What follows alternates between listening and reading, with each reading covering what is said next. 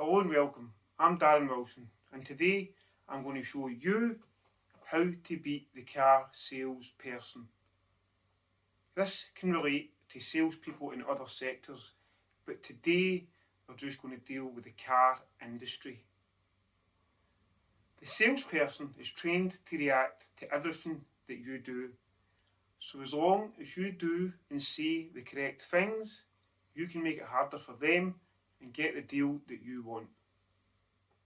Firstly, you need to know that it's you that holds the power here.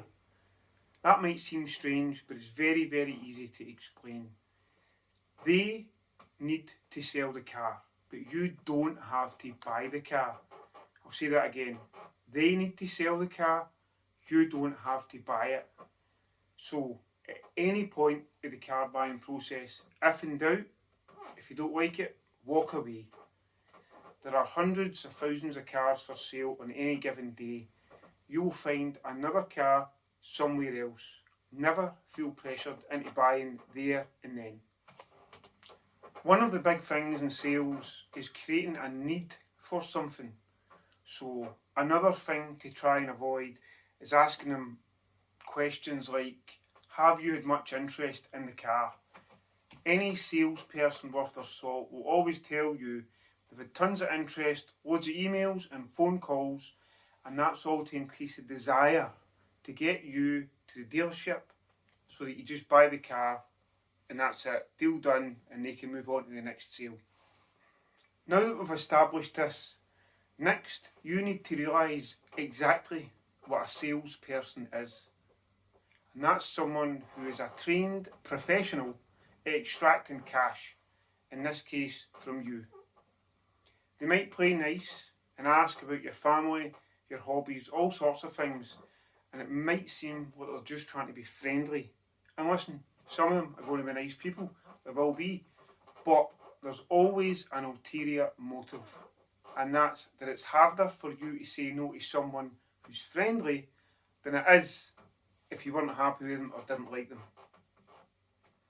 So remember, no salesperson is your buddy or your friend, none of them. Their only mission is extracting your hard-earned cash. Always remember that. Let that sink in for a wee moment. Next, let's move on to some of the subtle psychological tricks they employ. A really good salesperson does it so well, you won't even know it's happening. The first thing to look for is how many times they will either try and have you agree with them or say yes to a question. As you are already interested in the car, they will be smart enough to stick to questions you will agree with, like, it's a lovely colour, isn't it? It's a really good drive, this car. The wheels really go with it, don't they? They suit the car. And even just a nice, isn't the weather nice today?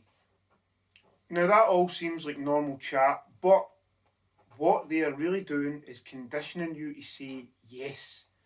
So when the time comes to talk about a deal, you've already said yes so many times, you end up agreeing and buying a car you might not really be into or paying well over the odds for. I just mentioned the word there, conditioning, and it's important to remember this word, as they will try to do this again later when we talk about price. It's scary to think that you are actually being conditioned into something, but this is precisely what is happening. I've previously managed to use this trick in reverse. A couple of years ago, a deal wasn't going well and I was about to just walk away, but I decided to stay, and then I just happened to notice at the salesman's desk there was a gym bag and had some boxing gloves in it. So I thought, try it, see what happens. I said, do you like boxing? He replied yes. Before you know it, we had a 20-minute conversation going. The guy was right into boxing. I was asking all the questions, he was replying yes to everything.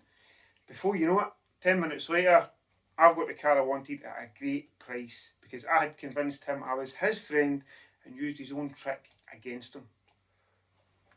The next psychological thing that can happen is with the car keys, a fob, and what happens with them after a test drive.